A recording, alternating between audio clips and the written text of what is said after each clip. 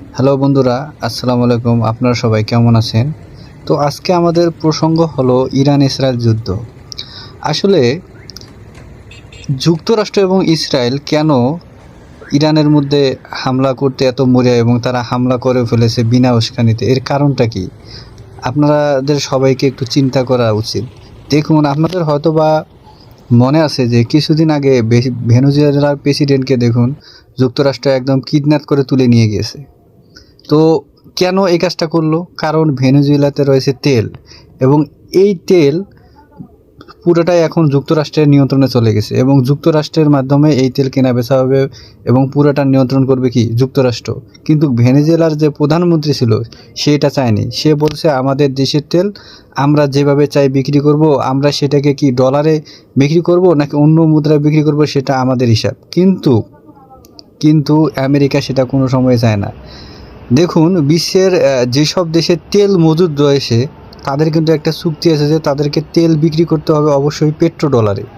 কিন্তু সেখানে আপনার ভেনেজুয়েলার প্রেসিডেন্ট কিন্তু এই নীতি থেকে সরে এসেছিল, যার কারণে কিন্তু তাকে সরাসরি তুলে নিয়ে গিয়েছে।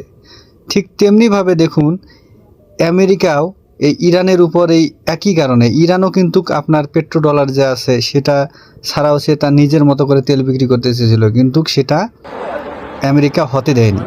যার কারণে কিন্তু আমেরিকা আপনার ইরানের মধ্যে আক্রমণ করছে এবং ইসরায়েল দিয়েও করছে। আর ইসরায়েলের আক্রমণ করার কারণ হলো ইরান হলো ইসরায়েলের জন্য একটা হুমকি। কারণ ইরান যদি শক্তিশালী হয় তাহলে কিন্তু ইসরায়েলের আর কোনো অস্তিত্ব থাকবে না, এবং ইসরায়েলের যে ক্ষমতা বলয় সেটা আস্তে আস্তে কী হবে, খর্ব হতে থাকবে।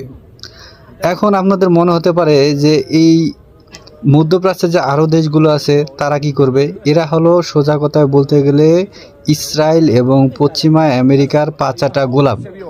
এরা শুধু খাবে, গান্ডে পিণ্ডে গিলবে, এটাই হলো ওদের কাজ। কারণ এদের নিজস্ব কোনো সত্তা বা নিজের কোনো স্বাধীনতা বলে কিছু নেই।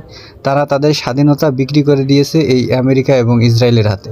আপনারা একটু ভেবে দেখুন, সৌদি আরব তারা কিন্তু মুসলিম বিশ্বের একটা প্রাণকেন্দ্র বলা চলে, তাদের নিজস্ব কোনো সেনাবাহিনী নেই। তারা অনেক অস্ত্রশস্ত্র কিনে রেখেছে, বাট এগুলো তারা কেউ কোনো কিছু ব্যবহার করতে পারে না, সব ভাড়াটে শূন্য দিয়ে চলে, এবং তাদের সেনাপ্রধানও একজন ভাড়া করা।